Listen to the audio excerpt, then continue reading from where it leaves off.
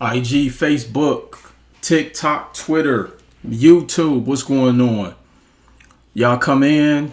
Let me know where you chiming in from, what city you coming in from, your business name, all that good stuff. International J, what's going on with you? Hey, I'm going to need you to send the jet. What up, Nav? Robert, what up? We got San Antonio, Texas. Hey, Will, I'm ready to make some money. Let's do it. DM me, REI. Let's make some real estate money. We got Philly in the house. Milwaukee, what up? Milwaukee is the truth. You were right. I told people about Milwaukee 7 years ago. I was telling people about Milwaukee 7 years ago. Hey, Coach, Las Vegas. What up, Yolanda? Detroit is always in the house. What up, though? Make sure y'all share this. We're going to talk and touch a little bit on how do you deal with adversity? You know, it's a lot going on in the internet world right now. If you guys don't know, you know what I'm saying? 40 years old, how to start investing. Stay tuned, Brazilian Rudolph. It's a lot going on in the real estate world. It's a lot going on in the financial literacy space. It's just a lot going on economically. But I would like to know, how do you deal with adversity? See, the only way that one can get to that next level is being able to face the adversity head on. What up, Derek? See, I've had many lessons in life. And one of those many lessons is how do I deal with something that I have no control over? And the biggest thing that I often tell people is that you don't have any control over failing. Now you can mitigate the size of the failure. You could mitigate the size of what you get into, but it's inevitable that you're going to go through something. And I think one of the reasons a lot of people never make it to that next level is because either one, they avoid the pothole at all costs, or two, they aren't willing to look at the lesson in going through that amount of adversity. And I often tell people that, and I actually just posted a post on my Instagram recently that said things don't happen to you, they happen for you. And a lot of the times, if you don't allow those things to happen for you, you will never learn from it. And so we're going to touch on that a little bit here today. How many people have gone through some form of adversity? How many people are going through an adversity right now? And so when you start to change the thought process and say, okay, I'm going through this for a particular reason. What is the reason why? But we've been so conditioned to think that, oh, why me? No, you're going through that to learn something. I'm going to actually go through some of the things that I've been through. You know what I'm saying? I'm going to go through some of the things that I've been through. In hindsight being 2020, I'm extremely appreciative of going through those things. Extremely. Because some of you are blocking your blessings because you don't want to go through something. Or you're appreciate the badges, Cal. Man, hey, you always come through with the badges. Thank you, Cal. Or sometimes people will go through something and then they just give up. Let me tell you something. Dayton, Ohio is in the house. What up, Malik? Let me tell you something. You're going to get finessed in every area of your life. You're going to get finessed in business. You're going to get finessed in a friendship. You're going to get finessed in a partnership. You're going to get finessed in a relationship. I don't know why I had a brain fog. You're going to get finessed some kind of way. But sometimes that finesse is thrown your way so that you know how to protect yourself the next time you're going down that path. How do you know when you're blocking your blessings? When you don't want to even get off the porch. A lot of the times you block your blessings because you go through one mishap and then you want to retire your jersey. A good friend of mine, a lot of you may know him, Brandon Lee. If somebody is friends with Brandon Lee, somebody tag him. Good friend of mine, Brandon. Brandon made a comment to me a while back. He said, Will, I made an investment and it didn't go the way it was supposed to go. But if I had not have made that investment, I wouldn't have met you. And me meeting you would help me to get to that next level. See, that's what I mean. A lot of the times a person will have a bad experience and they've thrown the towel in. But sometimes that bad experience is to prevent you from getting knee deep into something that you have no business being involved in. See, a lot of the times you get detached from a business partner, you get detached from a business opportunity because you had no business being a part of that anyway. And sometimes that's why the adversity happens to you. So a lot of the times the adversity is there to protect you, but you're looking at it as a negative. No, this is where your level of emotional intelligence has to come into play. We're going to talk some real estate here today too. We're going to talk some real estate. We're going to talk some business. But see, when I talk about and I break down my 4-step round tree methodology, and when I say, what up, fam? And when I say mindset is number one, see, a lot of people will never get to the promised land of their wealth because they don't want to go through the adversity portion of it. They don't understand that is what you have to go through. Because here's the thing. That term, new levels, new devils, that term, more money, more problems, the term business is a shark tank. Let me tell you, the higher you go in levels when it comes to business, it's even more vicious. It's every man and every woman for himself. And so if you're not willing to deal with, or you can't emotionally deal with the adversities at the entry level, it's going to be impossible. Because let me tell you something. $20,000. So let's say your business is doing $20,000 annually, because the average business in 2022 did about $27,000. What up, Ben? The adversity and the problems you're going to deal with at 20,000 is completely different than what you're going to deal with at 50,000 a year. The adversities you get at 50,000 a year is completely different than the adversities you're going to get at 100,000. Think about it. Even if you make 100,000 on your job, you're dealing with some bullshit. If you are a salaried employee and you make 6 figures, you're probably dealing with something. But you're just happy that you're making 6 figures. You're not bringing that home because you're being taxed to death. And every dollar you make, you're being taxed on. So when you get the problems at 250,000 is completely different than the problems at 100,000. What up, son? Can I play basketball with Omar? Where at? His house. I'll think about it. Let's talk about when you get to $500,000. I need y'all to I need people to tag at least 3 people and type done for me.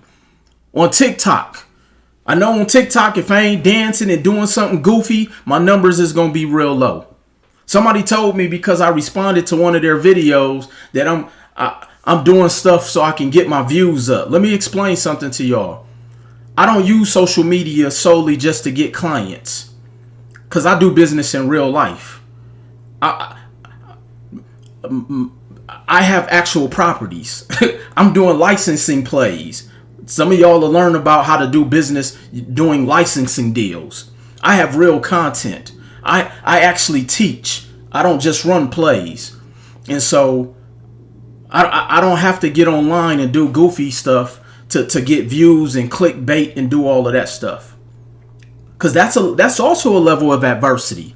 Some people will look at their views, their click count, how many people are on their lives, and that's a level of adversity for them. But that's because people have confused popularity with influence. I know people who have millions of followers, but they make zero money. I know people who have hundreds of thousands and millions of followers, and they make no money. I need y'all to tag at least 3 people and let me and type done for me. People confuse popularity with influence. I'm going to talk about some of my adversities. Who on here is going through an adversity right now? See, until you're willing to submit to the process, somebody type in the chat, submit to the process. You have to be willing to be submissive to your process. Because if you're not submissive to your own process, how in the world are you going to be able to deal with things once you're to even get to a point to make 100,000 a year, 100,000 a month, 250,000 a month? Don't let people online gas you up.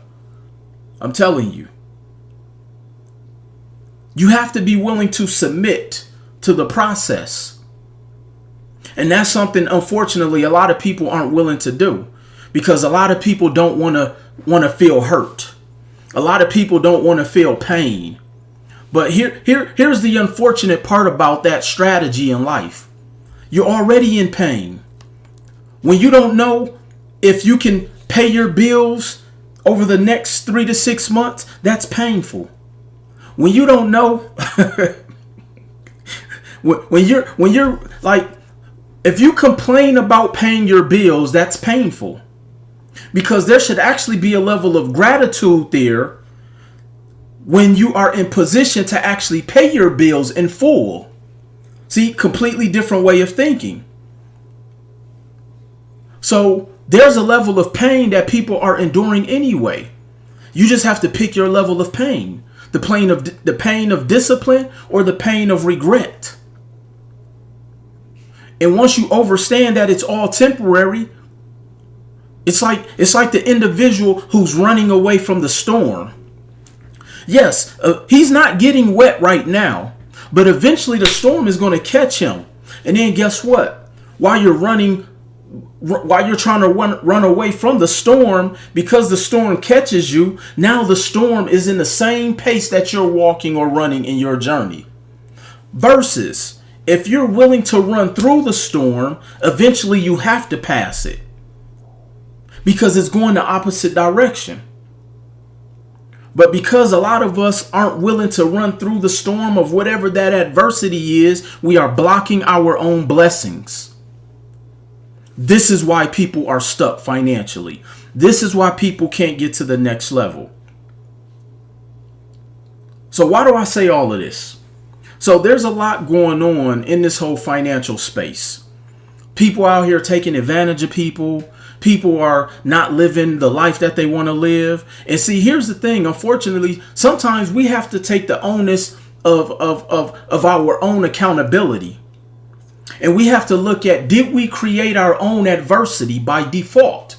And here's what I mean. A lot of the times, unfortunately, we buy into things because we get enamored with our eyes, as opposed to looking at things from a reasoning standpoint. And this is why I say, when you change the way you think, that's when you'll become successful. See, a lot of times people buy into a picture as opposed to buying into a process. Let me say that again. A lot of the times, unfortunately, people buy into a picture as opposed to the process. So even though I'm asking, and my question is, how do you deal with adversity? Are you sometimes creating your own adversity due to the lack of knowledge? Thank you, Cal. Thank you. Are you creating your own adversity due to the lack of knowledge? Now, we often say, well, I don't have access to the information. But here's the thing. You do. You do. And I'm not even going to say that information always costs. Sometimes you have to learn how to do your due diligence with the information. Somebody type in the chat the word due diligence. I want to see who else don't know how to spell like me. Because I would mess that word up if I had to type it. If I had to freestyle it and I couldn't use my auto spell check, I would probably get that word wrong. Somebody type the word due diligence in the chat. So, do you create your own adversity due to the lack of your due diligence? Here's what I mean. So, there's a lot of stuff going on within our community of this financial literacy space where, yes, we have people who are taking advantage and monetizing off of the trauma of our people. Thank you for the badges. Appreciate that, fam. People are being taken advantage of. But here's the unfortunate part. They're being taken advantage of because they're selling you the FOMO, the fear of missing out. Here's what I mean. If you want to drive this G-Wagon, you got to do this. If you want to live this life, if you want to live in this city, if you want to live in first of all, we have to do our own due diligence and figure out what our own race is. It may not be for you to drive a Maybach. It may not be for you to drive a Lambo. See, unfortunately, and Cal just pointed out, because people hit on pain points, but are they really pain points? Because the pain points that they're trying to hit on is really greed. Let me say that again. The pain points they're really hitting on is your own greed. Peace, what's going on with you, family? What do I mean by that? See, is it that you're creating your own adversity because of the lack of gratitude you have for, and I don't want to use the word a simple life, but why do you have to have the Lambo? Why do you have to have a 20,000 square foot home? Why do you have to fly private? So they're hitting on those pain points. So can we really say that they're pain points? They're hitting on the ruins in our lives that ultimately boils down to the greed. They're tapping into the ego of individuals. That's why people get caught up and don't do their due diligence, because of the greed. And once I learned that about myself, that I wasn't doing things because I generally cared about finance or because I really wanted to build wealth, it was because I was greedy. And I'm going to talk to you about that and how I got wrapped up in a bad business deal because of my own selfishness of me being greedy, and someone tapped into the greed in me and not a pain point. See, a lot of people have pain points and greed confused because we're lacking gratitude a lot of the times, unfortunately.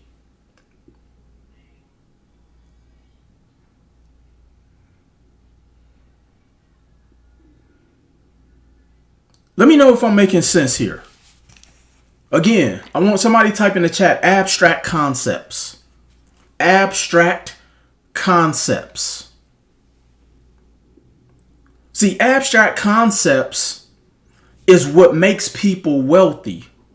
See, people laughed at Robert Kiyosaki when he first started launching his programs because of the way he thought abstract.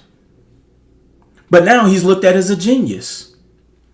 I can go down a list of people who were looked at like they were crazy because of their abstract concepts. But unfortunately, we've been conditioned to look at just what's the word I'm looking for? We've been pitched a lifestyle concept. And that's what people are buying into, not the abstract. They're buying into the lifestyle concept. Excuse me. So when we break this down, and when I say that people aren't touching on pain points, they're selling you on FOMO, fear of missing out. And the fear of missing out is man, I'm going to miss out on having that lifestyle. So they're really selling you on your pain points of greed. And it becomes a pain point because you're willing to jump into bed with anybody financially because you want that lifestyle. That's why people deal with the types of adversity that they deal with sometimes. And sometimes, unfortunately, yes, you have to go through that. And I would rather go through that up front. I would rather go through that making $50,000 a year than $50,000 a month, because the bounce back can be harder. Now, I'm not saying you got to lose the $50,000, because that's where your due diligence comes into play. And this is what I try to teach people.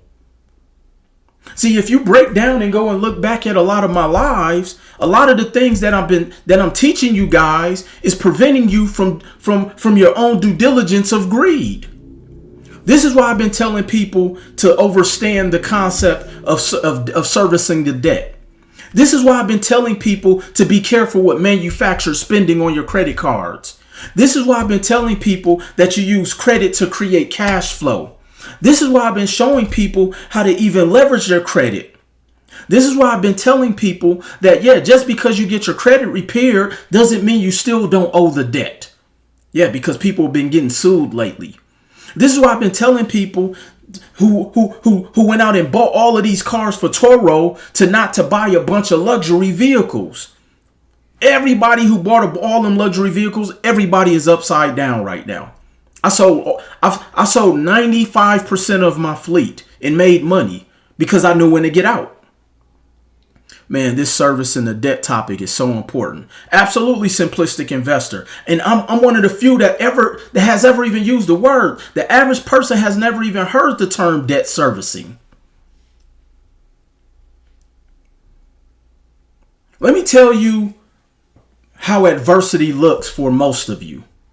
I had a call the other day with one of my clients. Matter of fact, yesterday.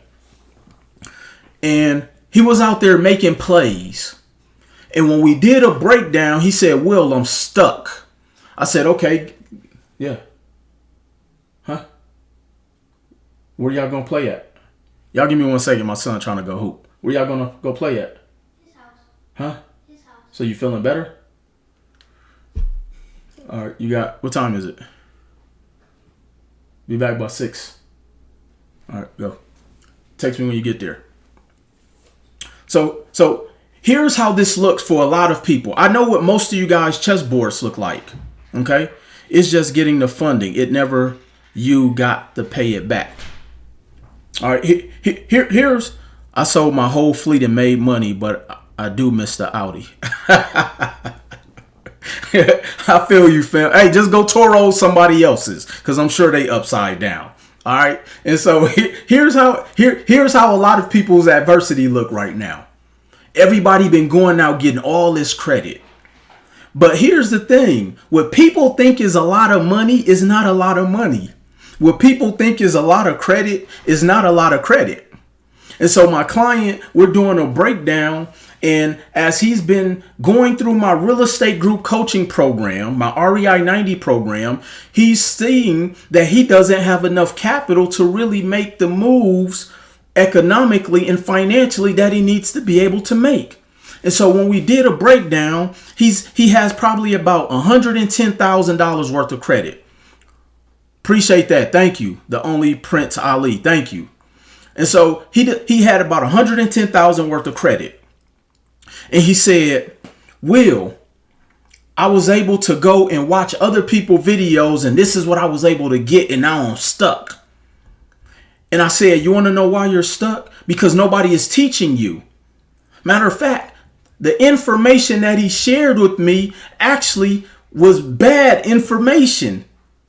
So he created his own adversity because of the lack of his due diligence, even though I told him a lot of what people go against is common sense.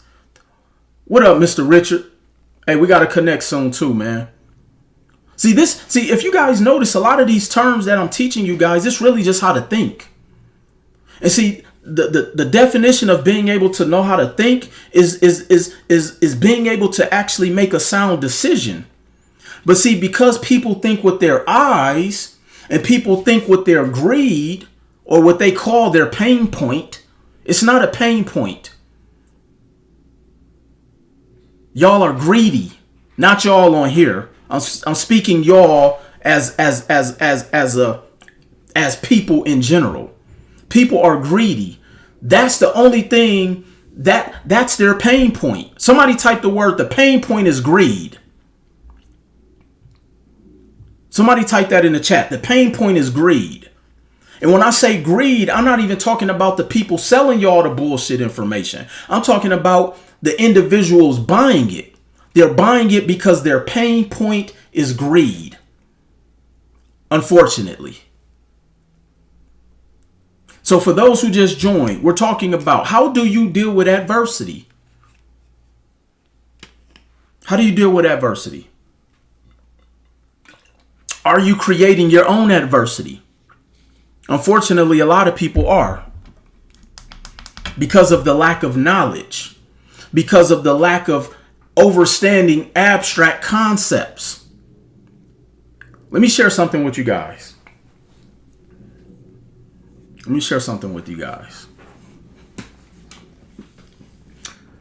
Has anybody here ever been to a casino? Has anybody ever been to a casino? I live in Las Vegas. It's slot machines in the gas station. When I see somebody playing a slot machine at a gas station, I'm like, that's greed. The gas station has learned how to tap into the pain point of greed for somebody who's willing to play a slot machine at a gas station. And you may say, well, Will, why do you say that? Because there are no perks to playing a slot machine at a gas station. At least if I go to the casino, I can get free drinks. I can build up some comps. I can get free hotel stay. They're going to give me free meals. But if you're playing at a gas station, your pain point is greed. See, here's the thing about casinos. They know the odds. They know the odds. They know the odds. Why do you think they always tell you good luck? Because they know the odds of you winning is slim to none. Vegas was not built on winning. Vegas is built on losers. Vegas is built on the pain point of people who their pain point is greed. Now, I'm not saying I've never gambled, but I will say that I only go to the casino, and if I am gambling, if I lose $20, I'm getting up. Now, I'm not saying I've never lost more than $20, but I had it to lose. Most people don't.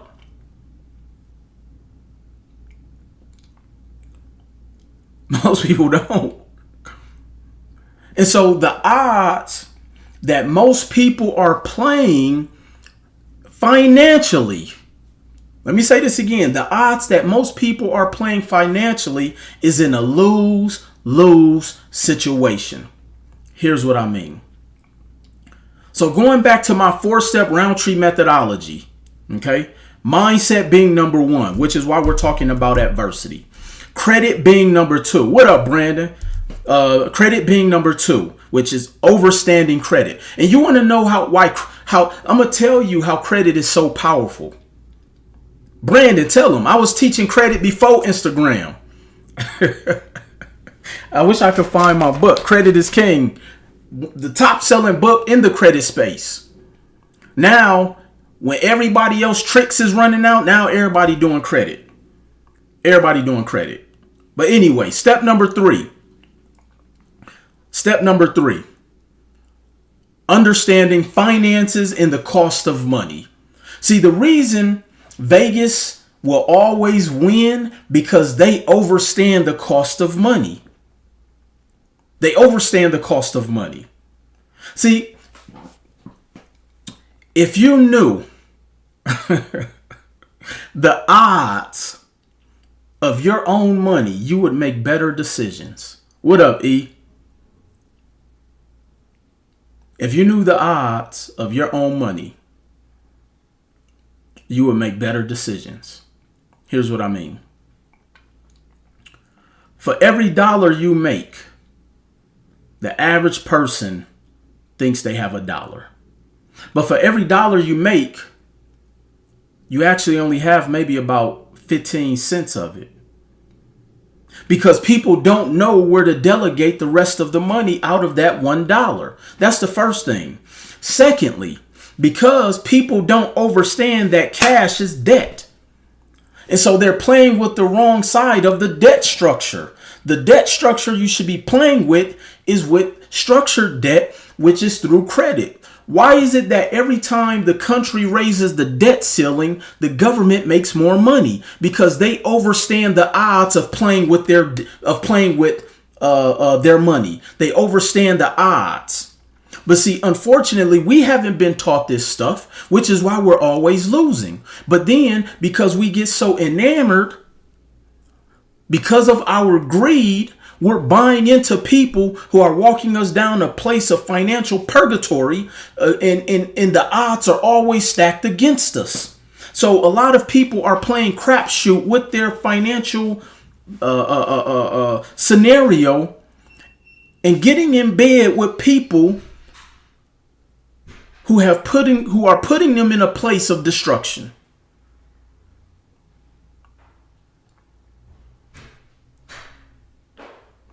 Somebody tell me, when have they heard the term structured debt before I start talking about it?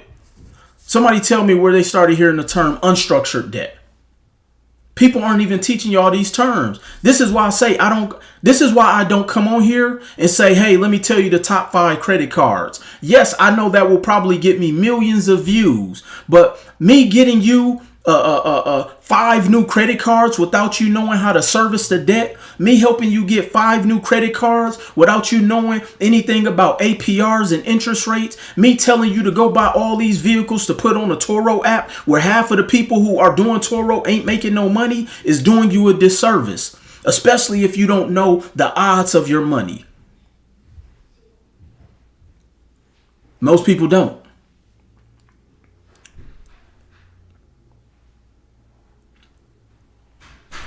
Y'all want to know why I don't do a lot of speaking anymore? Because the speaking really just becomes a look at me fest. It's just a bunch of people on the stage bragging about how fly they are.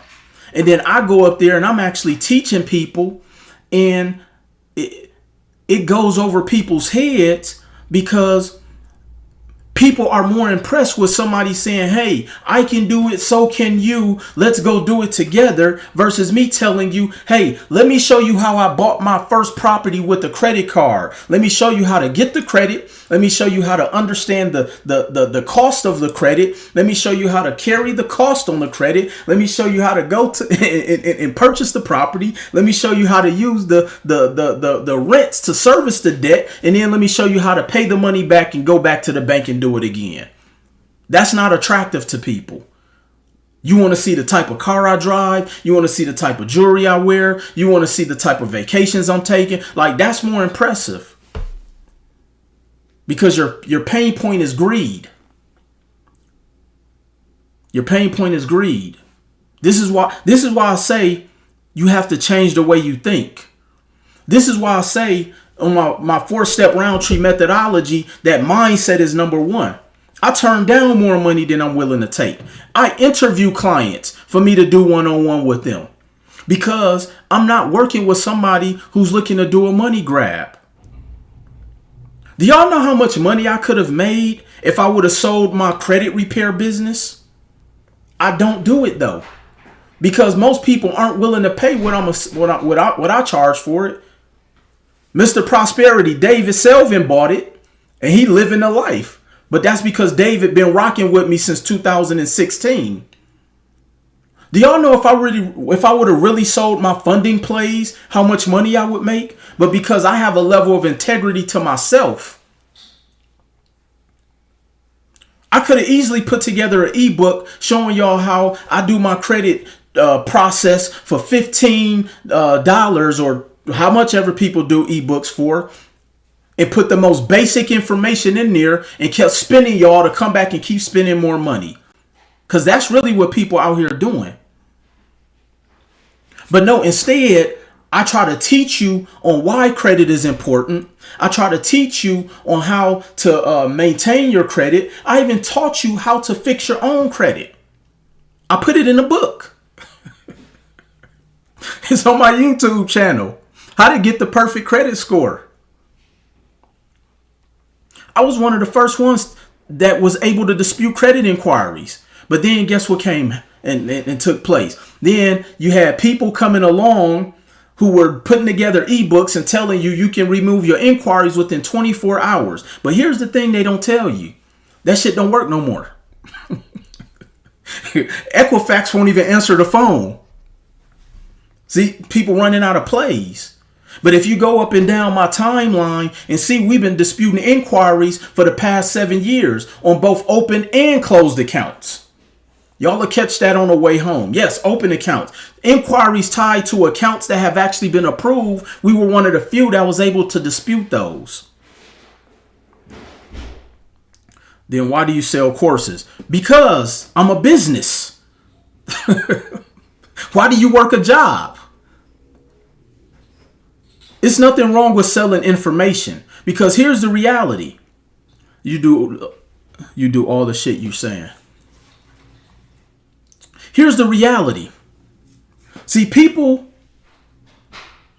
what I'm saying is that there's people giving bad information. Most of the information out here is bad. And here's the reality, Christopher, if that's even your real name. Everything that I sell is on my YouTube for free. But I know that 97% of the people ain't willing to go on and watch the videos. 97% of the stuff that I offer in a course is that I've done 4-hour webinars for free, showing you every single thing that you need to do to run up a bag when it comes to funding. Why do you go to college? That information is free. So when like people kill me, you know what I'm saying? And it's nothing wrong with selling something. Everybody, you trying to sell yourself when you're trying to talk to a certain individual. You see what I'm saying? But enough of that, because I'm never going to go and compete with someone who doesn't understand abstract concepts. But what I will say, when it comes to understanding your money and understanding your dollar, this is why a lot of times people create their own level of adversity, because nobody's being taught these things. I was just going to say that, why go to college? Appreciate that, B-Wig. Appreciate that, man. Thank you. People don't understand value. You want to know why? Because people have been pushed and taught what people have been pushed to look at what the person who is selling you the stuff, what value is. Meaning, a person will get mad and want to fight you for stepping on their shoes. I've seen people, I'm from Milwaukee, and I'm pretty sure just like most of you who are from inner cities, no matter where you're from, have seen somebody either get killed or beat up over somebody stepping on a pair of sneakers. That's the value that has been created out here in our community. Unfortunately. So again, for those who have just joined, we're talking about how do you deal with adversity? Dwayne said, I watch your videos every day. Thank you, Dwayne. Thank you. How do you deal with adversity? Are you creating your own adversity? Are you letting people touch on your pain points? But once you start to realize that a lot of the times you've created your own adversity because your pain point is greed. The bar has been set very low. Let me tell you, let me walk y'all through a timeline of some of my adversities. In 2003, I lost my job. I used to work for a company, a warehouse company. Thought I was going to retire from there. Was working there 8 years. I literally was marking off the years to my 40th year to where I could retire. Every year I was marking a year off. I was 32 years short because the company shut down. That was my first adversity. Okay, that was my first adversity. And then now here I am. I'm 24 years old. I had to move back in with my parents. This is in 2003. I'm 24 years old. I had to move back in with my parents. And when I knew it was a low point for me, when my friend and I were both carrying my big screen TV that I had, and this was the big screen with the butt at the back. So it weighed about 287 pounds. So we're carrying the big screen TV in my parents' house. It was so heavy I didn't and I'm staying in the basement at 24. And here I am, I'm taking random jobs. I remember working at Tombstone Pizza. I'm doing temp service jobs. Now one may ask, well, Will, why was it so hard for you to go get another job? So mind you, in 2000 I started working at the company that I used to work at in 1997. I worked there from 97 to 2003. And imagine being 18, 19, 20 years old, making $40,000, $50,000 a year. That was a lot of money to me back then. That was a lot of money, when you're single, no kids, no bills. I'm making more money than the parents of the girls who I were dating or courting or whatever you want to call it. But guess what? I had no concept of money. I spent it all. I spent every single dollar I spent every dollar I made on the things that I thought were valuable. Buying clothes, buying shoes. I'm turning up every week. I'm doing all of this to impress people because my pain point was greed. I was greedy. So then once I got into, around 2004, that's when I got introduced to personal development through network marketing and changed my mindset.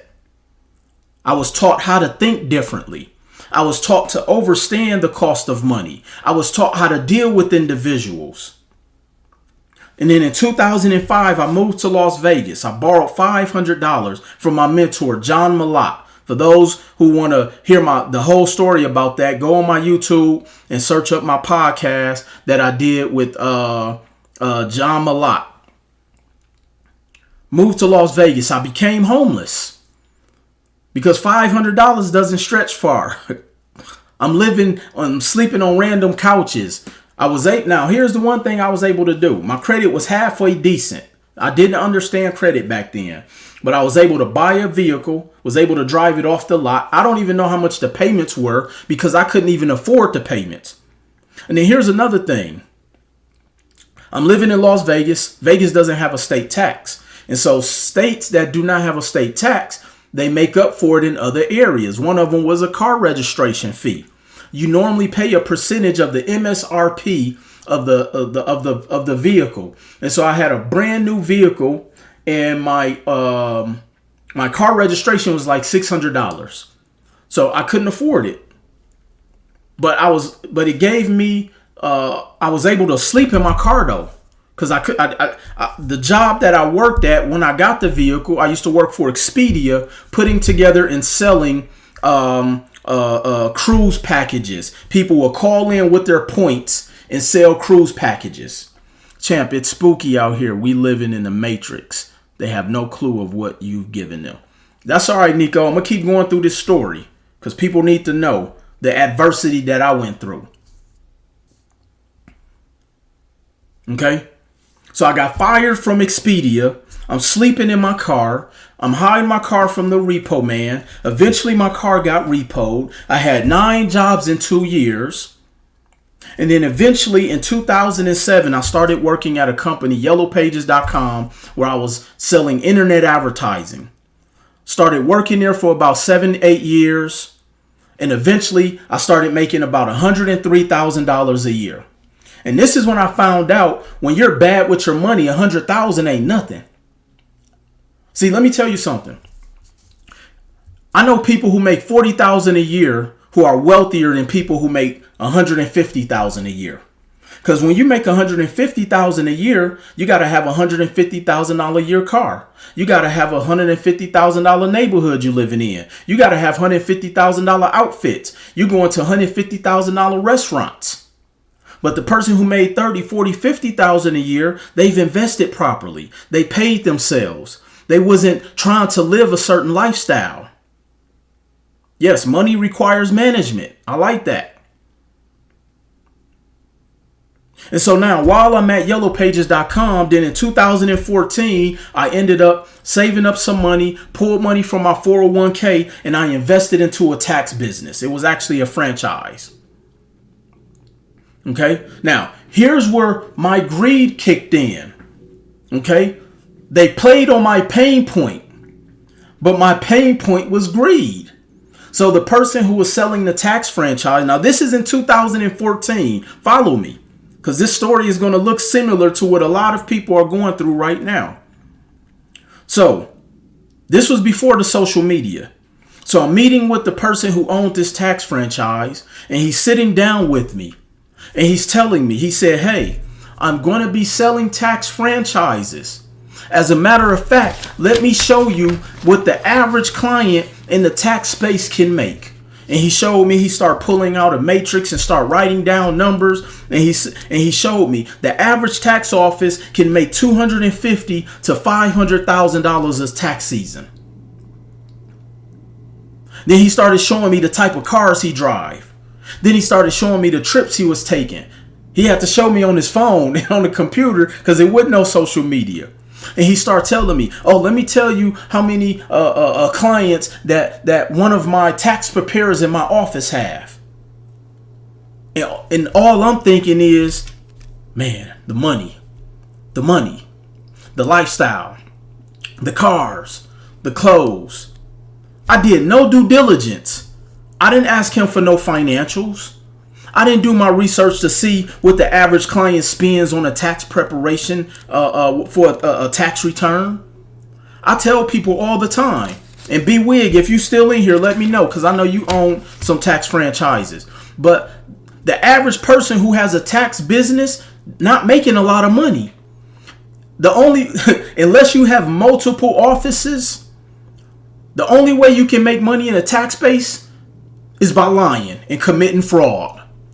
Most people in the tax space who making a lot of money, you either got to lie on the tax return or commit fraud, meaning you're inflating people's expenses and putting fake income on there. That's a space where you're not eating like that unless you are a full tax accounting firm. Because first of all, you're only working 10 weeks out the year. And most of the clients, especially in the black community, are what are called the earned income credit tax clients, which are clients who generally make less than $50,000 a year. Like I'm putting y'all up on some game on how to do your due diligence so you can stop letting your pain point be greed. And so because I didn't do my due diligence and all I saw was the money, all I saw was the cars, all I saw was the shiny shoes he had on, because my shoes were dull. My dress shoes didn't shine like his. So they hit a little different. I know when you're making a little money, your shoes shine a little different. And so I bought into the mirage or the picture that he painted because of my greed. That was my pain point at the time. So I created my own adversity. And let me tell you what happened. So pulled money out my 401k. I ended up quitting my job at Yellow Pages, where my top line income got up to about $110,000, even though I was just broker at a higher level. Quit my job. And then once I started to see that he was really pretty much running a Ponzi scheme in the tax space, we ended up getting into it. I walked away from the tax business, and then he sued me civilly. And if you don't know, if somebody sues you, you have to defend yourself, or you win by or that you lose by default. See, in the court of law, it's not about who's right or wrong. It's about who can tell the best story. Especially if you lack evidence. Especially if you're not willing to defend yourself. Champ, our people love their abusers instead of their comforters. Oh, Nico, you talking now. You talking. We love our abusers more than we love our comforters. I tell people all the time, I've been hurt by more people that I've helped than people who I've done nothing for. The people who hurt me the most is the people who I've helped the most. And I'm pretty sure 99% of you on here have a similar story to that. How much knowledge does one need before they can get involved in lifestyle? That depends on what you want your lifestyle to be. I can't tell you that. I can tell you, for me, this has been a 20-year journey. Not just since Instagram has been around. I was on this when MySpace was around. Somebody go find my old MySpace account when I had 6 friends. I had 6 friends. And none of them was trying to listen to what I say. So I pulled all my money from my 401k. I lost over $115,000. I quit my job. I took out a 5-year lease on that building because I had a 36 square foot building. I took out a 5-year lease. I was sued civilly.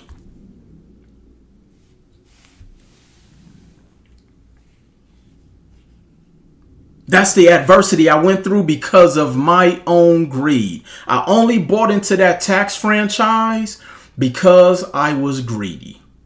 I did no due diligence. So I had to hold myself accountable for that. And I actually went through a period of depression at the time. But then here's what I did. I tapped back in to the person who I had become. And this is actually why I wrote the book, Full-Time CEO, the shit they don't tell you. Because the adversity part, nobody ever talks about on the internet. They don't tell you that if you're doing real estate, a tenant may burn your house down. They don't tell you a tenant gonna tear your house up. They don't tell you that the contractor is gonna finesse you. They don't tell you that the realtor oversold you. They don't tell you this stuff. I tell you the good and the bad. I post the pictures of my house catching on fire. I post the pictures of the tenants tearing up my properties. I post the good, the bad, and the ugly. But everybody wants y'all to see the good stuff that they photoshopped. They want you to see the good stuff. They taking pictures from other people and making it their testimony. Why everybody who posts a picture of their client buying a car look like a stock photo off Shutterfly? Never mind. But through all of that adversity, and that's not even my whole story. This is not even my full story.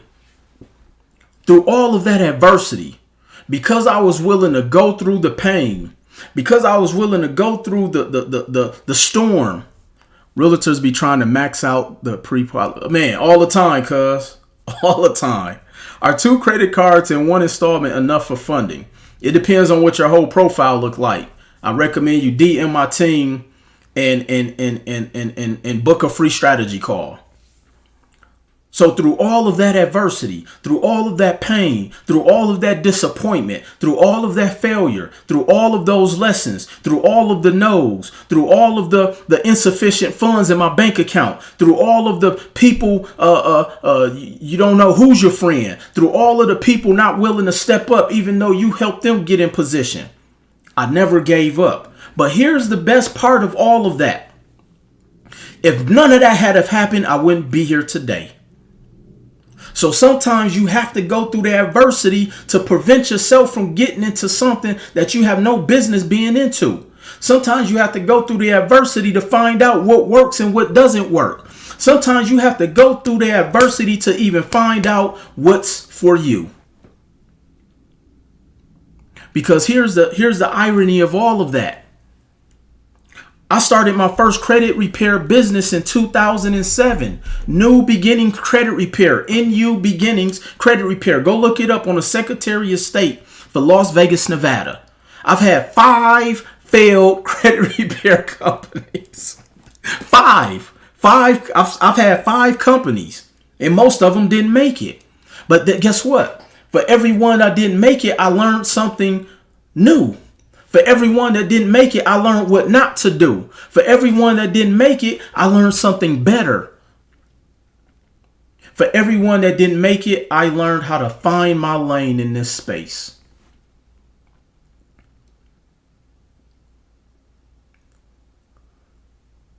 So why am I saying all of this? I know you may be going through something right now. You may have put your money with somebody who finessed you, but that doesn't mean give up.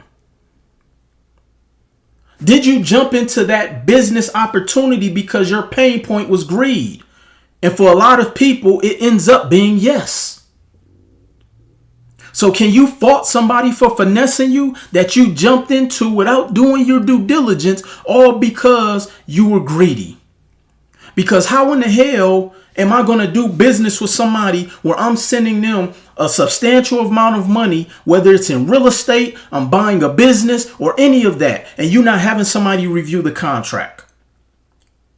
See, the reason why, let me share something with y'all. We're going to jump to the real estate side right now. I can't tell you how many real estate programs or people who have done real estate programs who've been burned and finesse. I've talked to so many people who have bought properties and didn't go through a title company. I've talked to so many people who have bought properties who didn't get a home inspection. I've talked to so many people who have bought properties who didn't get the actual property, and then they end up selling the property to somebody else, even though they the one that bought the property.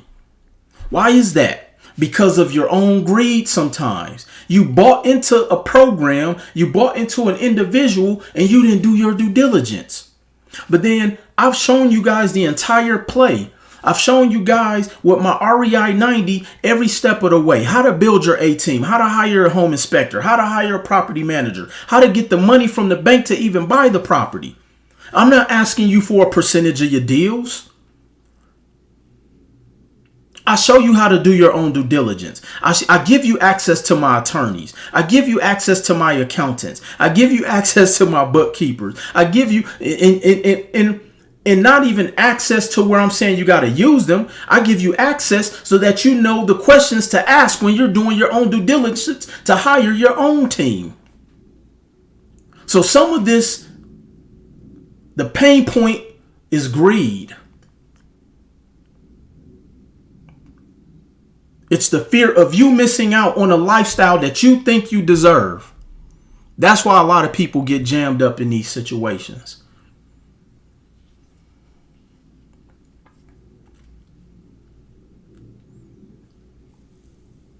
That's why. Good brother. What's good, Will? Oh man, I'm blessed, man. They got me in my bag today, man. And I ain't mad at you. Damn, well, I might should have sent you a message, but let me say this, brother, because I gotta testify to you. I almost want to fucking cry, right?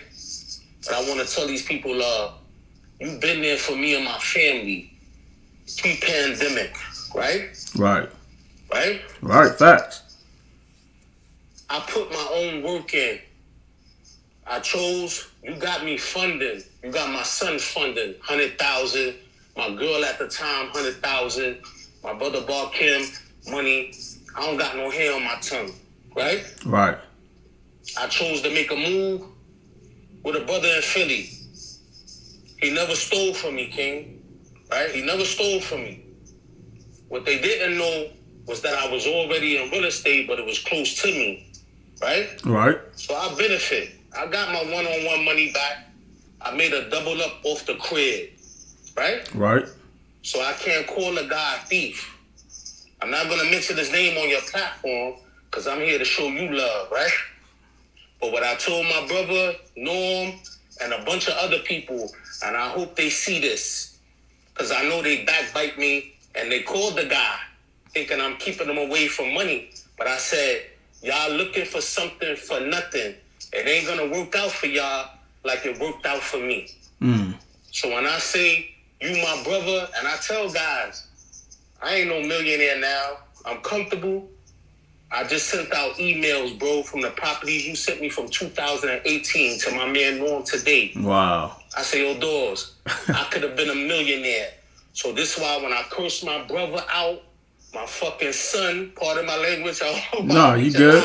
You good. When I curse everybody out that I try to help, I could have been a millionaire from 2018. And I got the emails from the Milwaukee properties. This ain't no DJ Envy. I ain't selling no courses. I never did no seminars or nothing. You understand what I'm saying? Yeah. But I'd be remiss if I didn't get on here and tell you what I'm telling you, bro. No, I appreciate that, man. No, I remember we was in New York. We was up in Harlem. We was in the like. And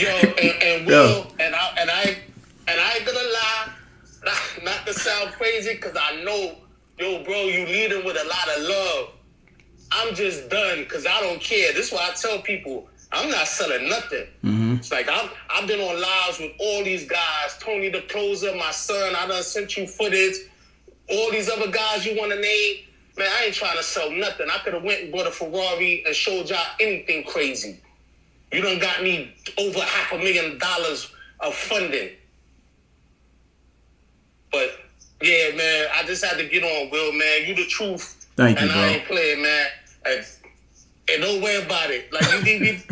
Yeah, I ain't got nothing to lose. I ain't got nothing to lose, but I ain't playing with nobody with you, bro. I'm sorry. Nah, I appreciate that, they bro. Think it's a game, and they take it for a joke, bro. Right. Like they think the information that they don't have to pay, like, nah, like, I'll be honest with you, I had my own blood brother tell me something. Matter of fact, because I'm going to end with this. My own blood brother tell me, yo, Todd, I asked you for $10,000. I said, you think I'm in the street selling drugs? Yo, you telling me you got to pay somebody back $25,000? I said, Dawes, that's my mentor, and he's still teaching me things that you haven't came over here to learn from me. This shit is scary to me. This world's scary to me, bro. No, it is. It's scary. Like, beyond the money, it's scary. So what you doing is like, man, yeah, I just had to get on and tell you that, brother. No, I appreciate that, man. I love you too, bro.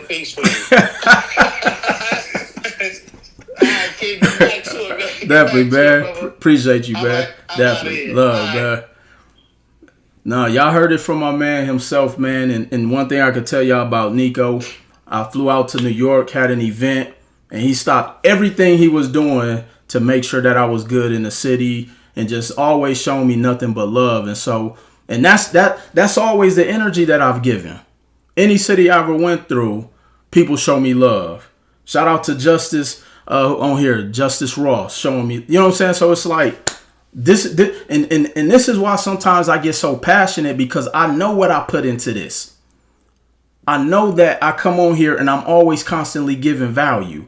I come over here and I over deliver at a level of abundance to protect y'all from getting involved with things that put you in your own adversity because of your own personal greed.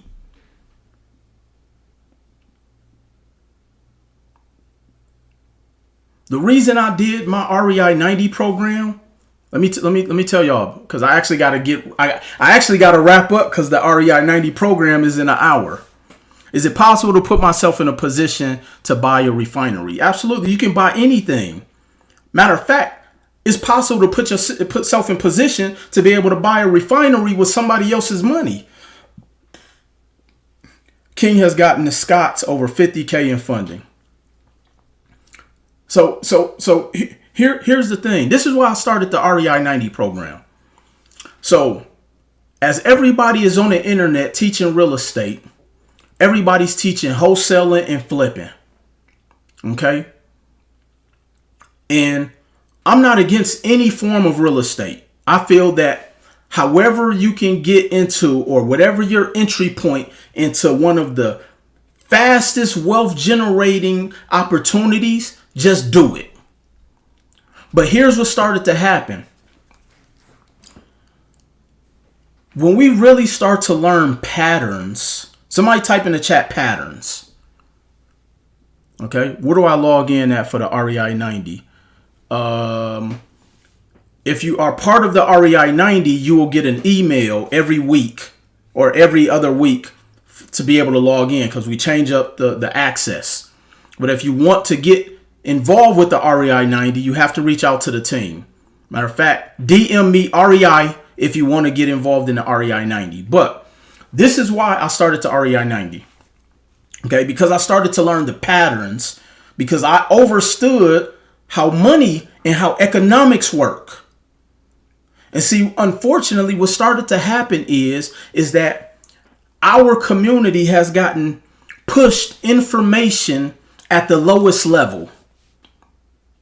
Here's what I mean. And I'm not saying this in a disrespectful way. What I'm saying is that everybody got enticed with flipping real estate because it looks like you're doing real estate. Even though a lot of people who are flipping real estate ain't making money in real estate. Let me say that again. REI 90 is my real estate group coaching program where I literally teach you from A to Z how to invest in real estate using the bank's money. I show you how I bought my first property with a credit card. Matter of fact, the last class, I was showing people how to evaluate deals using AI, Chat GPT. So I've even made it even simpler for you to learn how to invest in real estate and evaluate the deals without you even having to figure out if it's a good deal or not. Okay? Well, I love how your name never in the real estate drama. Look, I do my best to stay out of everything. I inject myself where I have to, but I appreciate you, Queen. And so when it comes to flipping real estate, a lot of the times people just want to flip just so that they can show people they doing real estate. It's like the reason why a person tuck their trench coat in so they can show their belt. Just so people will know that they got a belt. So a person wants to flip real estate just to be able to say, oh, I do real estate. People buy properties and make no money just to say I own a property. And I put out the REI 90 program because what I started to learn is that nobody is teaching people this stuff. It's some good brothers out there teaching it. Let me put that disclaimer out there. But 97% of people, they ain't teaching y'all shit. They're teaching y'all and selling you on the fear of your greed. So you're buying into it just because they're standing in front of houses that ain't even theirs. They're standing and holding sledgehammers, making you think that they putting in some work, and they not. But correct me if I'm wrong, but the number one reason people keep saying they want to get into real estate is for time freedom. Correct me if I'm wrong. But the number one reason people keep saying they want to get into real estate is for passive income. But you keep passing up the income because you letting it flow to somebody else. Because when you're doing a bunch of flipping, the contractors control your money. The realtor control your money. See, I want to be in control of my own money. See, when you start to learn the patterns of how money works, the patterns of how business works, then you start to learn what the velocity of money is. That means how fast I can put it out. I want to be able to get it back immediately. This is why I teach people to purchase turnkey properties. Because if I invest in a property today, I can get paid on May 1st. I don't want to go do a bunch of rehab to a property. But then that's your entry point. And then as you get better, then you buy better properties, you buy bigger properties, and you buy more cash flowing producing properties. But in the beginning, you just want to get in the game so you can build a portfolio, because that's the only way you're going to get the time freedom and be able to live the life you truly want to live, by having passive income. Because as long as you're just chasing and recycling your own money, you're going to always be a slave to the lifestyle. Always. This is why people who have went out here and performed all these tricks for y'all, and then when those tricks ran out because the PPP money ain't out there, now everybody want to jump in the credit space. And then they finessing y'all in the credit space because they got the cars y'all want. They got the houses y'all want. They jumping on the jets y'all want to be on. They at the vacation spot y'all want to be on. And you didn't do any due diligence. You're just doing it because they're popular. Because they tapped into your pain point, which was greed. Can I do deals internationally with leveraging my credit being from the U.S.? Absolutely.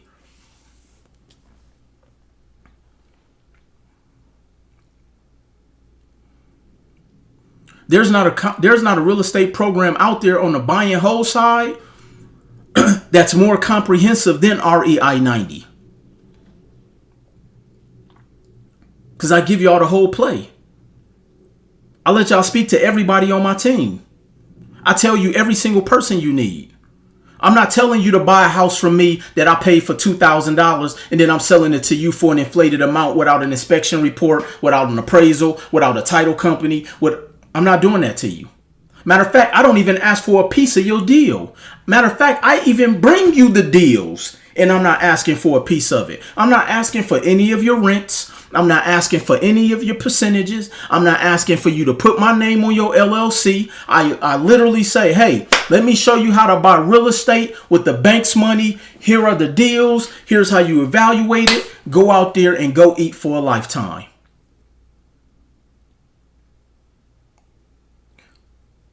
But if y'all notice, I don't use my G-Wagon because I could easily flex. I don't use my G-Wagon to finesse y'all into buying my programs. I don't use my Mercedes G. I don't use all of that stuff to entice y'all because that's not what it's about. I want you to learn. I'm not selling on the pain point of your greed just so that you can get a G-Wagon thinking you're going to write it off on Section 179 on your taxes when I know statistically most of the people who are buying the courses can't afford the $4,000 a month payment on a G-Wagon. I don't care what business you write it off on. It's still $4,000 a month. It's like, that's what I'm saying. Like, I try to teach y'all common sense so y'all don't get jammed up in this stuff. If you would like more information on my REI 90, DM me the words REI. Love your soul, bro. I'm going to tap out because I'm on here looking for smoke. It's all good, Nico, man. Appreciate you for tapping in, man. I appreciate that. But it weigh over 6,000 pounds. So does the Toyota Tacoma. Why they ain't telling y'all to go get the Toyota Tacoma? Because to be honest, you will make more money with a Toyota Tacoma than a G-Wagon. If you know anything about car rentals, go to Enterprise right now and try to rent a pickup truck or a minivan. You pay more than the luxury cars, but they don't tell y'all that part. They don't tell y'all that. They telling y'all to buy something they don't even got. Y'all done seen the post time and time again of them getting busted and getting kicked out of the dealership because they trying to pose like they buying the vehicles. But see, I don't sell y'all on sexy. I sell y'all on results because that's all that matters.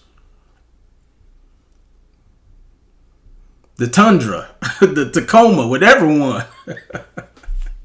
It's like for real. I'm telling you, I don't care what LLC you done went and dug up. The G-Wagon is still $4,000 a month. And if your credit really bad, it's $6,000. See, I sell y'all on results. I don't have to come up here and be the Houdini of tricks. Y'all notice y'all ever notice I ain't never tried to sell y'all on anything that was popping that I wasn't already doing. I didn't jump into crypto. I own crypto. I didn't jump into the stock game. People was trying to act like they knew about the GameStop. No, you didn't. No, you didn't. It's like I've only talked about and showed y'all everything that I'm doing. And if anything, I've done nothing but refine what I've been showing you guys for the past 7 years. And that's why I often tell people, and I'm willing to put any money up with anybody at any dollar amount. Name one thing that I've put out to y'all that didn't work. Name one. If you can show me, I'll buy your ticket to the Tank and Garcia fight, because I will be there. From the rental income that I'm getting from my properties that I've learned how to invest in purchase. So stop getting caught up and finessed in what you think real estate is. Real estate isn't about you rebuilding a whole house. Especially if you said you wanted time freedom. You said you want to be the boss. Robert Kiyosaki ain't hitting sledgehammers inside his house. Grant Cardone ain't in there with a hazmat costume trying to tell you he owned real estate. Name any big real estate mogul and you don't see them in front of their houses.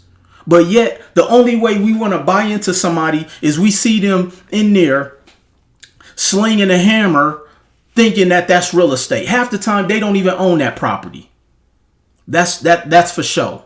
I've shown y'all my deeds. I've shown y'all my Title I statements. I've shown y'all y'all seen me on the lockbox getting into my buildings. Lord, I hope you ain't another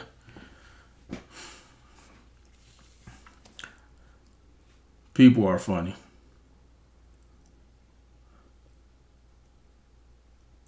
I don't ask people to buy properties with me. I show them how to get the properties.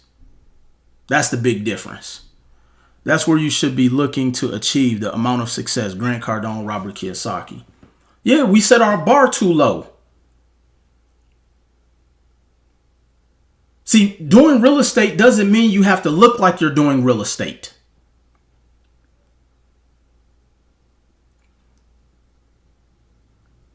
And that's why we losing. Because your pain point is the greed of you wanting to be so impressive to show people that you do real estate. I tell people, if anything, I would be more impressed with me because I tell you, I don't even know what my houses look like. I would think that would impress me more. Somebody telling me they have all of these properties and they don't even know what their houses look like. Y'all ain't never seen Grant Cardone's properties. Y'all ain't never seen Robert Kiyosaki 12,000 properties, but y'all still reading his books. Y'all not in his DMs calling him a scammer. Y'all don't go to nobody who is non-black and tell them that they full of shit. Cause there's some over there that is full of shit, but y'all don't be in their DMs. Y'all don't be on their page. Matter of fact, their prices aren't even low enough for most of y'all to even get in there. So when people be complaining about, oh, you charging for information, let me tell y'all something. Wealthy people don't teach people shit.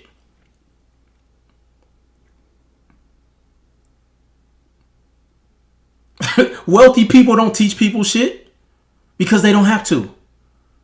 What, they gonna stop everything to pour into somebody who 99% of the time ain't gonna do what the information that they trying to pick out of your brain to do.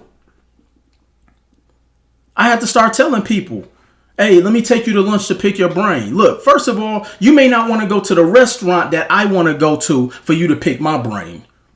I want the $650 Wagyu. If you want to pick my brain, we going to the $650 Wagyu places. And then I'm ordering everything. I'm going to order shit I don't even eat. That's the only way you picking my brain. No, I don't want Red Lobster. Nothing against Red Lobster. I used to work there. But that's why I don't like it. Because I know it ain't real fish. Let me make sure my NDA is up with Red Lobster. Let me make sure my NDA is up with Red Lobster. They had me sign the NDA that ain't real fish. Y'all better stop going there. I know them cheddar butter biscuits is good, but yo, you could make them at home now. So, and I know I like to come on here. I like to have fun. Gax said Will eats in London. Don't forget Paris and Amsterdam too, Gax. Okay? But no, in all seriousness, y'all, how do you handle adversity? Are you creating your own adversity? Bro, you be going in. We need these talks though. But here's the thing. Sometimes I have to put it in a form where we can laugh about it, because I'm going to be completely transparent. A lot of the times this is me laughing through my pain that I've been through. That's why I can come on here and talk to you about adversity, because I've been through it. I got finessed in 2022. I've lost probably over $180,000. I got people right now who I have active lawsuits with that I'm still trying to get my money back. More than one. And some of them are real estate gurus that people are still spending money with. And I did my due diligence. But you have some people who are just rotten individuals, unfortunately. But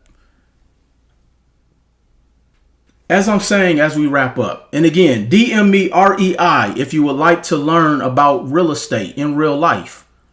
If you would like to learn how not to be slanging hammers. If you would like to learn how to get income without you having to, rehab an entire property. See, your adversity is sometimes what is needed.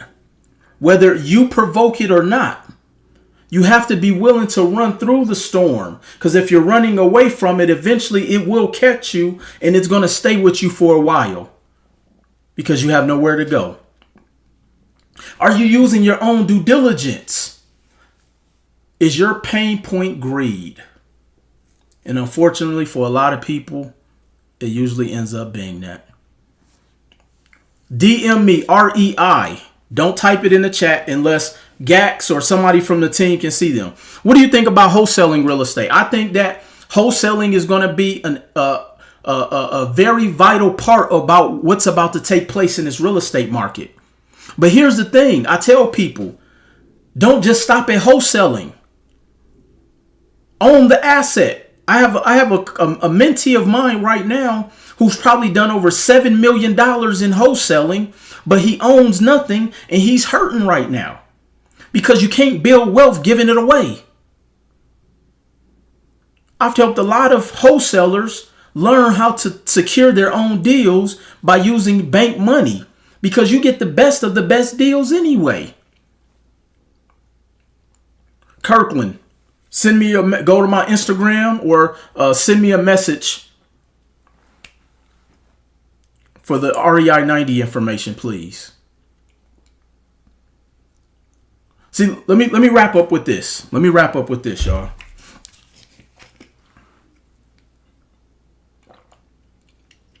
Somebody type follow the money. See, I'm teaching y'all some high level shit. I'm teaching y'all abstract concepts. I'm teaching you guys how to follow patterns. Did you know in a game of dice, people who are professional shooters when it comes to dice know the patterns of the numbers on the die.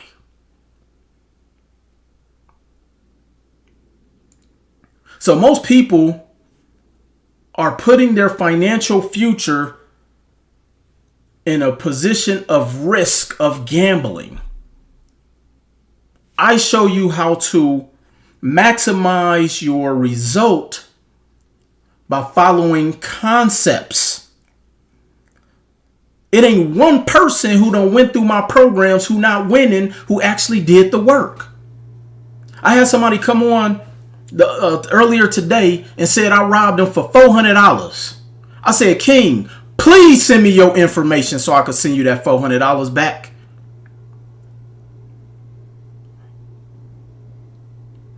You didn't send in your paperwork. You didn't do what you were supposed to do. Please send your information.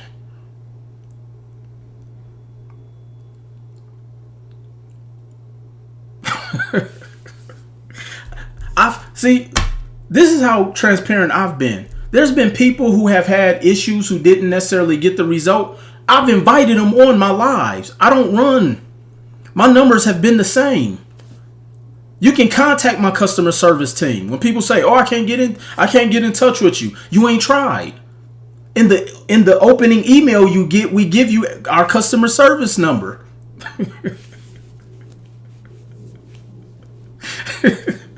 So, anyways, let me get back to the following of the money. Let me wrap up with this.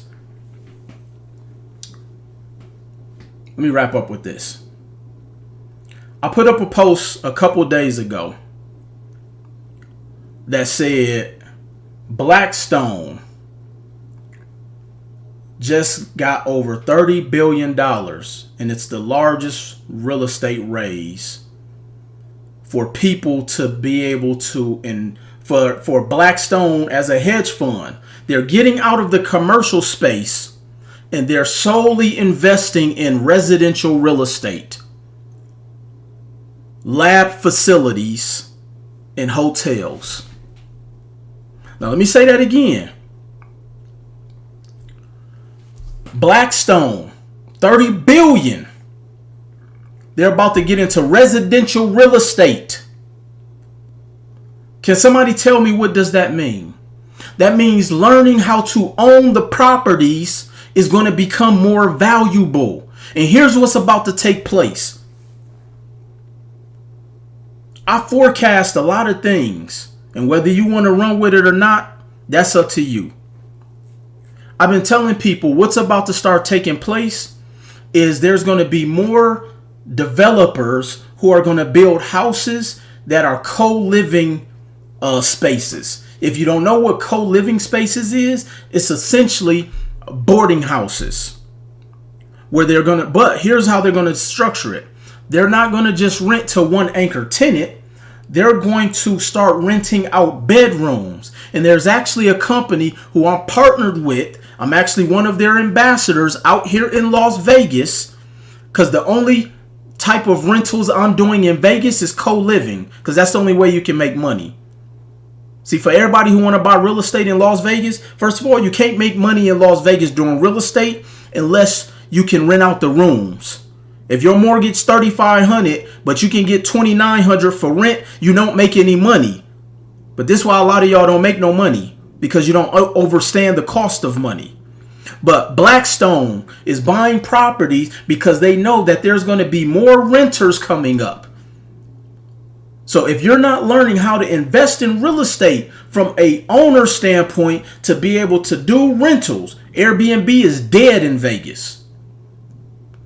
Y'all stop following trends. Just because the Raiders are out here, that don't mean nothing. You got hotels who spend billions they building 10 new hotels in Las Vegas.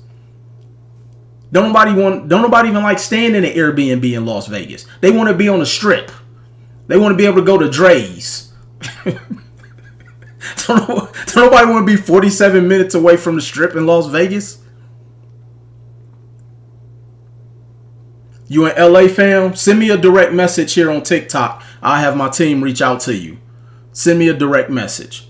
Follow the money.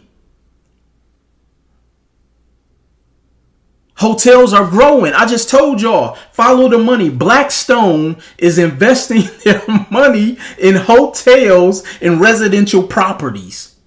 Because you want to know where the bulk of the hotel revenue is going to come from? International travel. International travel. You got more and more people who are going to come over here buying up our properties because y'all want to keep flipping and giving it away. Y'all want to flip and give it away. But now you stuck with the flip because ain't nobody about to pay the inflated price. So now you got to sit on it and you got to dump it to somebody like me who going to give you 40 cents on the dollar anyway. So you might as well learn how to buy and hold and make some money. And stop getting wrapped up and getting caught up in people selling to your pain point, which is greed. I'm in Compton, but met you at the barbershop in Vegas last year around the holidays. Keep growing, bro. You motivating me more than you know. Appreciate that. Thank you, fam. Thank you. Thank you. Marlon, what's going on, family?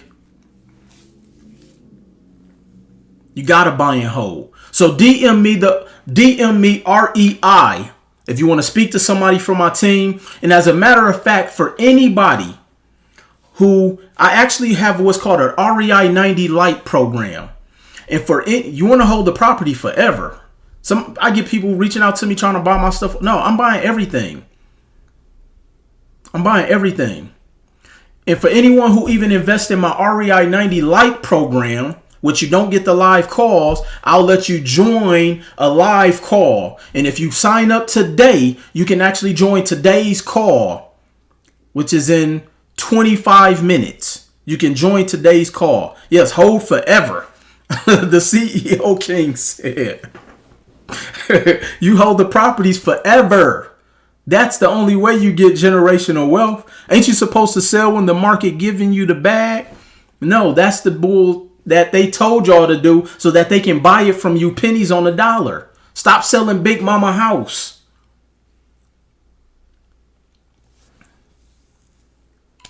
REI 90 REI. Does buying with the FHA loan and rent it out later make sense? Yeah, you can do that. That's what they call house hacking. That's what they call house hacking. That is what they call house hacking. I'll take a few questions for the next 4 minutes. Can I get a property with heavy business credit? It depends on how much debt. But let me give you another.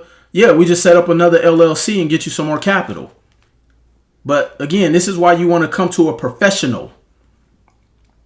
All right. So you holding and paying a mortgage for 30 years. I'm not paying the mortgage. The tenant is. And if you know anything about how debt works, that's what you want to do. Okay. I know the money comes from the tenant, but still for 30 years. See, that's somebody who probably don't make a lot of money, so they don't understand how debt works. You don't understand how debt works. What about tax deeds? I've bought in tax deeds, but it's not something that I jump to do immediately because of the redemption period. You can have a tax deed, and depending on what state you live in, the redemption period may be 3 years. And somebody can come back and buy the debt back within that 3 years. I'm not saying it's a bad strategy. I just focus on what makes me money now. That's why I don't jump into a bunch of stuff. I focus on what makes me money today. What do you think about wholesaling houses? I partner with wholesalers. I don't wholesale. I don't have time to do the door knocking and doing all of that. So I rather partner. But I think it's a good starting point for somebody to get in the space. Do you have multifamilies? Yes, I do. Yes, I do. You gain equity as the mortgage goes down. Are you willing to put a team of successful brothers together to become super rich? Tyrone, I've been doing that.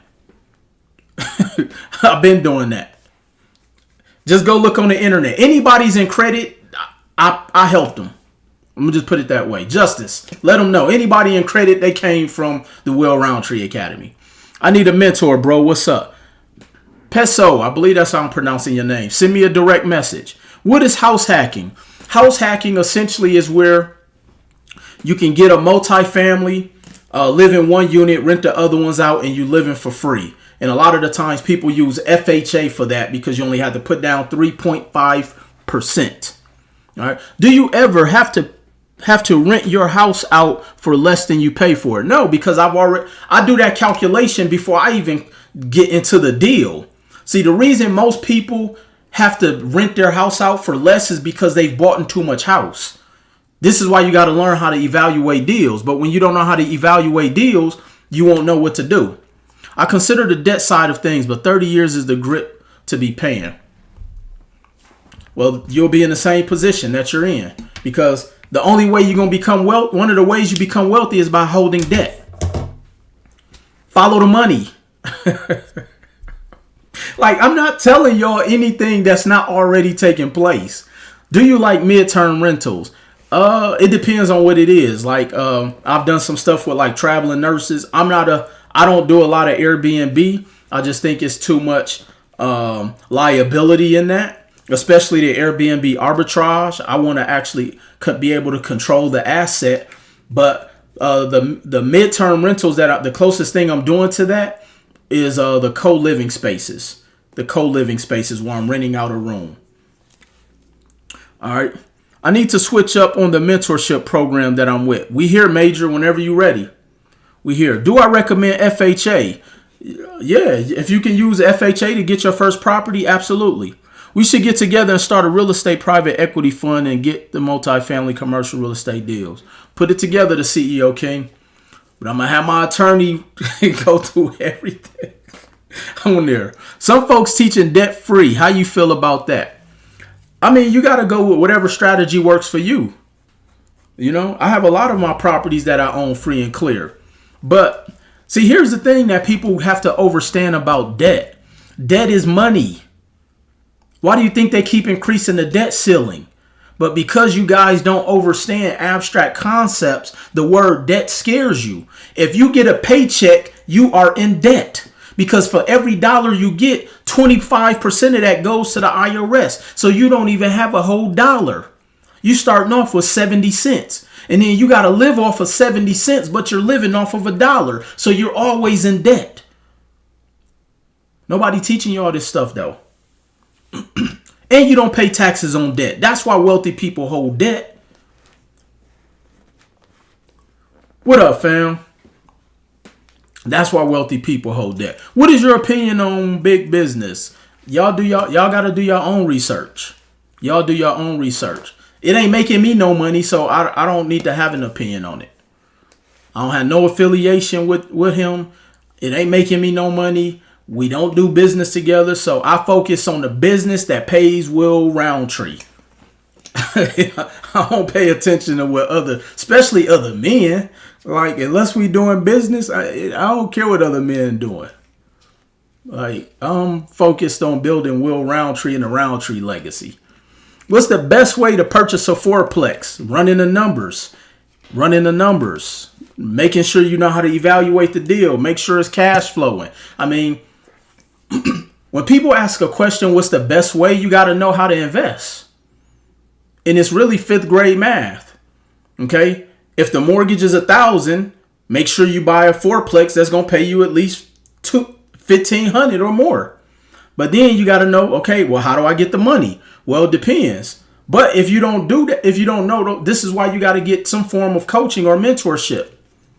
Like, sometimes we got to stop watching the free YouTube stuff because they ain't going to tell you the in-between. They ain't going to tell you need an inspection report. They ain't going to tell you how an inspection report can save you money. They ain't going to tell you how the inspection report can help you get that investment property that they put out there for $200,000, how you can get it for $170. That's why you got to join the REI 90, because I'm going to show you how to leverage an inspection report to get a reduction in your purchase price. Do you mind repeating your 4-step methodology? Yes. Number 1 is mindset. Number 2 is credit. Number 3 is understanding money. And number 4 is asset building. Asset building.